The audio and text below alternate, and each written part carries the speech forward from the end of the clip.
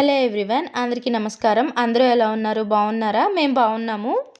ఈరోజు ఈ వీడియోలో నేను డైలీ ఇంట్లో చేసుకునే పనులని కొంచెం మాట్లాడుతూ మీతో షేర్ చేసుకుంటాను. మాట్లాడి చాలా రోజులు అయింది కదా లాంగ్ వీడియో పెట్టి కూడా.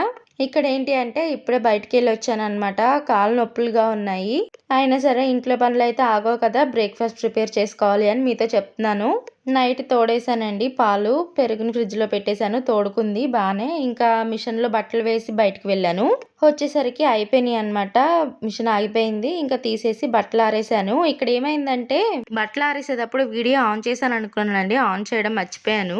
నేను మీ అందరికీ తెలుసు కదా, నేను చాందిని. మా ఇంట్లో మేమిద్దరమే ఉంటామండి. ఎందుకంటే డానియల్ జాబ్ పర్పస్ మేము ఇంటికి దూరంగా ఉండాల్సి వస్తుంది అనమాట. మాకు 2019లో మ్యారేజ్ అయింది.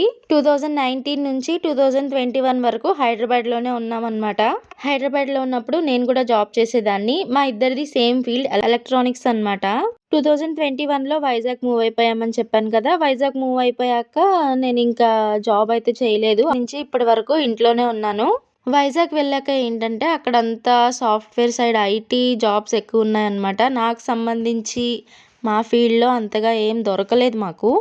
ఇంక అట్లా నా ప్రొఫెషనల్ కెరీర్లో 5 ఇయర్స్ అయితే బ్రేక్ వచ్చేసింది. ఏం చేస్తాం, తప్పదు కదా మ్యారేజ్ అయిపోయిన తర్వాత. 2021 నుంచి 2026 వరకు వైజాగ్లో ఉన్నాము. ఈ ఇయర్ పూణే షిఫ్ట్ అయ్యామన్నమాట. వైజాగ్లో అన్ని ఇయర్స్ ఉంటాము అని నేనైతే అనుకోలేదు. ఫస్ట్ హైదరాబాద్ నుంచి వచ్చేటప్పుడు నేను చాలా ఎమోషనల్ అయ్యాను అనమాట.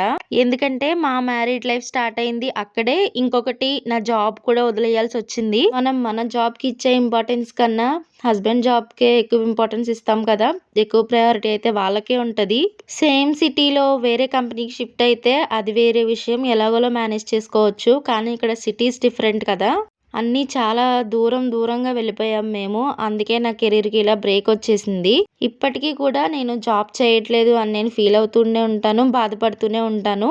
ప్రజెంట్ ఉన్న జనరేషన్ బట్టి నా ఒపీనియన్ ఏంటి అంటే, మనం కూడా జాబ్ చేసి కొంచెం ఫైనాన్షియల్గా మనం కూడా ఇండిపెండెంట్గా ఉండొచ్చు, మన ఫ్యామిలీకి కూడా సపోర్ట్గా ఉండొచ్చు అనిపిస్తుంది నాకు.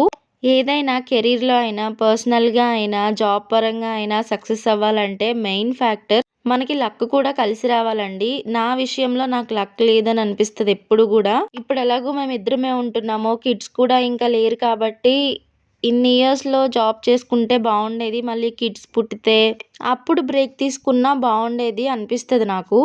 సర్లేండి, ఇంకేం చేయలేం, మనం ఏది మార్చలేం కదా.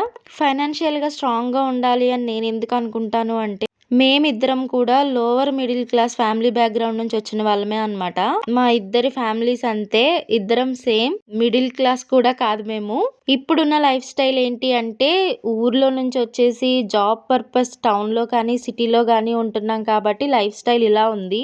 ఎంతైనా మనం జాబ్ చేసుకొని సెటిల్ అయ్యి మనతో పాటు ఫ్యామిలీస్ని కూడా డెవలప్ చేసుకోవచ్చు కదా మనం. అక్కడే ఆ స్టేజ్లోనే అలాగే ఉండిపోకూడదు. మేమిద్దరం ఎలా ఉంటామంటే, ఇద్దరం ఎవరితోనూ మాట్లాడమండి, మొహమాటం ఎక్కువ. ఒక రకంగా చెప్పాలంటే ఇంట్రోవర్ట్స్ అనుకోండి.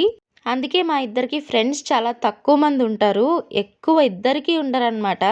అందుకే నాకు అప్పుడప్పుడు అనిపిస్తుంది, నేనే అనుకుంటే నాకులాంటి ఇంకో మనిషితో జీవితాంతం ట్రావెల్ చేయాలి అబ్బా అనిపిస్తుంది నాకు. మీరు నమ్ముతారా, మా ఇల్లు ఎప్పుడూ సైలెంట్గానే ఉంటుంది. గొడవలు అయితే కామన్, గొడవలు పడుకున్నప్పుడు తప్ప మిగతా టైం అంతా పీస్ఫుల్గా కామ్గా ఉంటుంది అనమాట. అప్పుడప్పుడు నేనే కొంచెం బెటర్ ఏమో అనిపిస్తుందండి. కొంతమంది ఫ్రెండ్స్తో, చుట్టాలతో మాట్లాడుతూ ఉంటాను. డానియల్ అయితే ఓన్లీ మా అత్తమ్మ వాళ్ళతో తప్ప ఇంకెవ్వరితోనూ మాట్లాడరు అనమాట. నేనేంటంటే అప్పుడప్పుడు అయినా కొంతమందితో మాట్లాడాలి చుట్టాలతో అని నేను అనుకుంటాను. వేరే వాళ్ళు నా గురించి ఏం ఆలోచిస్తున్నారు అనేది పట్టించుకోవడం మానేసి నేను 4 ఇయర్స్ అవుతుంది. 4 ఇయర్స్ నుంచే ఎందుకు పట్టించుకోవడం మానేసాను అన్నది మీకు ముందు వీడియోస్లో నేను షేర్ చేస్తాను. మీరు ఫస్ట్ నుంచి నా వీడియోస్ కనుక చూస్తుంటే మీకు అర్థమవుతుందండి. మా ఇంట్లో మేము ఎలాంటి సెలబ్రేషన్స్ కానీ ఏమీ చేసుకోము. అలాగని చుట్టాలు రావడం, ఫ్రెండ్స్ రావడం ఇలాంటివి కూడా చాలా తక్కువ. నేను వెళ్ళేది కూడా ఉండదు. చాలా క్లోజ్ రిలేటివ్స్, క్లోజ్ ఫ్రెండ్స్ దగ్గరికే వెళ్తూ ఉంటాను. అవి షేర్ చేయలేదు అని కాదు, రియల్గా కూడా ఇలాగే ఉంటాము. మన జీవితంలో జరిగిన కొన్ని సందర్భాలను బట్టి కానీ, మన జీవితంలో ఉన్న కొంతమంది మనుషుల స్వభావాలను బట్టి కానీ మనం మారిపోతూ ఉంటామండి. అదైతే నిజం, అది నేను నమ్ముతాను. నేను అలాగే చేంజ్ అయ్యాను కూడా. ఒకటి, మ్యారేజ్ నన్ను బాగా చేంజ్ చేసింది. నా లైఫ్లో బిగ్గెస్ట్ మార్పు అయితే నా మ్యారేజ్‌తోనే స్టార్ట్ అయిందండి. మ్యారేజ్ తర్వాత ఒక 1½ ఇయర్ ఆ తర్వాత బాగా చేంజెస్ వచ్చాయి లైఫ్‌లో. అంతలా ఏం చేంజెస్ వచ్చాయి అని మీరనుకుంటే అడ్జస్ట్ అవ్వడం అండి. ఇది అందరూ చేసేదేనేమో, కానీ ఎవరి లైఫ్‌లో ఎక్స్‌పీరియన్సెస్ వాళ్ళకి వేరేలా ఉంటాయి కదా! మగపిల్లలకి ఇలాంటి అడ్జస్ట్‌మెంట్స్ ఇవన్నీ ఏం తెలీదండి. ఆడపిల్లలనే ఎక్కువ అడ్జస్ట్ అవ్వమంటూ ఉంటారు. సేమ్ ఆడపిల్లలకి ఏదైతే అడ్జస్ట్ అవ్వమని చెప్తున్నారో, అదే రకంగా మగపిల్లలకైతే చెప్పరండి. అడ్జస్ట్ అవ్వు, కొంచెం ఆ అమ్మాయిని అర్థం చేసుకో అని చెప్పి. నాకు అలా ఎందుకు డిఫరెన్షియేట్ చేస్తారో తెలీదు. కలిసుండాల్సింది ఇద్దరే కదా! ఇద్దరు అడ్జస్ట్ అయ్యి, ఇద్దరిని ఒకళ్ళొకళ్ళు అర్థం చేసుకుంటే బావుంటది కదా! ఒక్క వైపు నుంచే అడ్జస్ట్ అవ్వమని చెప్పడం కరెక్ట్ కాదనిపిస్తది నాకు. ఇప్పటికి గూడా నాకర్థమైంది ఏంటి అంటే, అందరి ఫ్యామిలీస్‌లో ఆడవాళ్ళు అడ్జస్ట్ అవుతున్నారు కాబట్టే ఫ్యామిలీ సక్సెస్‌ఫుల్‌గా రన్ అవుతున్నాయి ఇన్ని ఇయర్స్ అని నాకైతే అనిపిస్తదండి. నిజమా కాదా మీరు కామెంట్స్‌లో చెప్పండి. నా ఒపీనియన్ కరెక్టో కాదో. అలా అని డానియల్ నన్ను అర్థం చేసుకోరు అని కాదు. కొన్ని కొన్ని విషయాల్లో చెప్తున్నాను. ఈ జనరేషన్ అబ్బాయిలు చాలా వరకు మారుతున్నారు. బాగా చేంజ్ అవుతున్నారు. అదొక రకంగా మనకి అదృష్టమే అని చెప్పుకోవాలి. ఎలాగైనా ఇద్దరు మనుషులు కలిసి ఉండాలి అంటే వాళ్ళ మైండ్ సెట్లు వేరేగా ఉంటాయి. ఆలోచన విధానం వేరే ఉంటది. సెట్ అవ్వడానికి కొంచెం టైం అయితే పడతది ఖచ్చితంగా. మ్యారేజ్ అయ్యే వరకు నాకైతే అడ్జస్ట్ అవ్వడం అన్న విషయం నాకు తెలీదండి. అంటే ఆడపిల్లలందరూ ఇలాంటి ఫేజ్‌ని ఫీల్ అవుతారేమో నాకు తెలీదు. నా ఎక్స్‌పీరియన్స్‌ని బట్టి నేను చెప్తున్నాను.